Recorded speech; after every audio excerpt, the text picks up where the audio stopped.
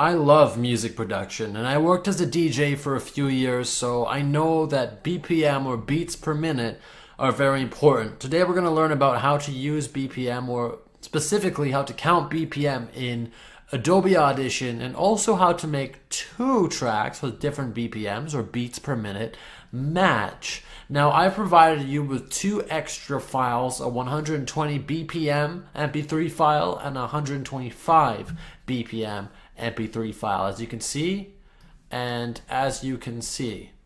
So what we're going to do is we're going to match these two tracks. But first, before we do that, we want to make sure you're in the correct mode. See this track up here? It's not even a track, it's just this little ruler. What I want you to do is right click on it or press Control on right click, which you would do on a Mac. And then what you'd want to do, make sure it's just over here, and then go to time display. You want to make sure bars and beats is selected so that you can count BPM. This ruler is going to be how you're going to count it. So once that's all set up, you're pretty much good to go. We're going to play these two tracks and they're going to fall out of sync. So let's listen.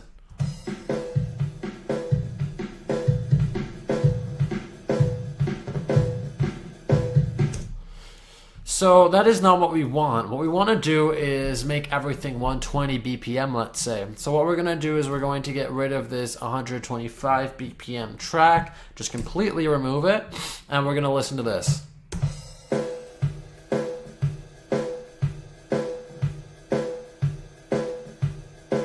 So we want to make that 125 BPM track just like this track. So what we're going to do is we're going to make it 120 BPM. So we're going to listen, we're going to take a bar. So that's about 4 beats. We're going to clip this off, delete that there. And then what we're going to do is we're going to drag in our 125 BPM track. I have it copied and pasted, so I'm going to paste it there. And then what we want to do is we want to make it line up with this clip. And we can't simply do it just by lining them up. What we need to do is enable global clip time stretching, which you see over here. Global clip time stretching, we've already been over this. It's about how to stretch a clip. We talked about a motorcycle jump or doing it for a video, and I've shown you how to do that. If you don't remember, it's this little triangle. We're also going to cut this track by a lot, so let me go ahead and do that.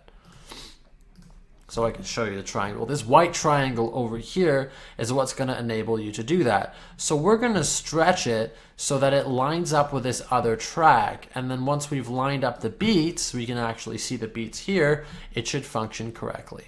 So let's go ahead and do that. Let's stretch it so that we can get it to line up. So this is slightly too fast. And let's see.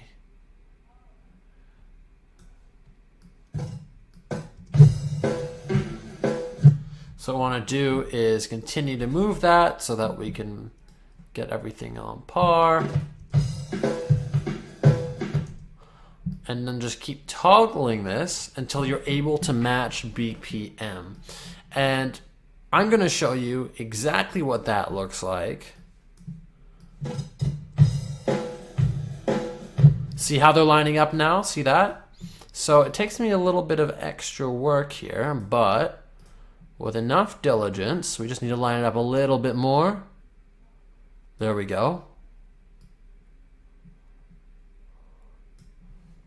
Listen to this.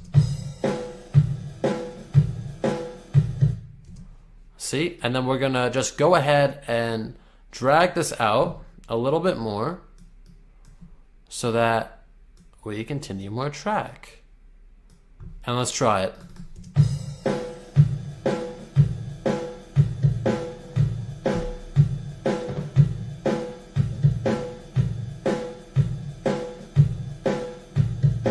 So that's what BPM is, beats per minute, and you just learned how to sync the tracks together. Now, this doesn't come easily, and as you can see, it took me a couple of seconds to line them up. It needs practice. You need to be producing music all the time. I'm generally making podcasts. I've worked on a lot of music productions, But this is something that's going to take some time and some knowledge with clip time stretching. But I've given you all the foundations you need. There's no reason why you shouldn't be able to do it within your first 3 or 4 times. Take some tracks that are pretty relative to each other. Don't just take 2 songs. Try to grab BPM tracks before you mix music together. Generally, we use software like Serato for something like this, but it's really fun to do in Adobe Audition, especially when producing music. So good luck matching BPM.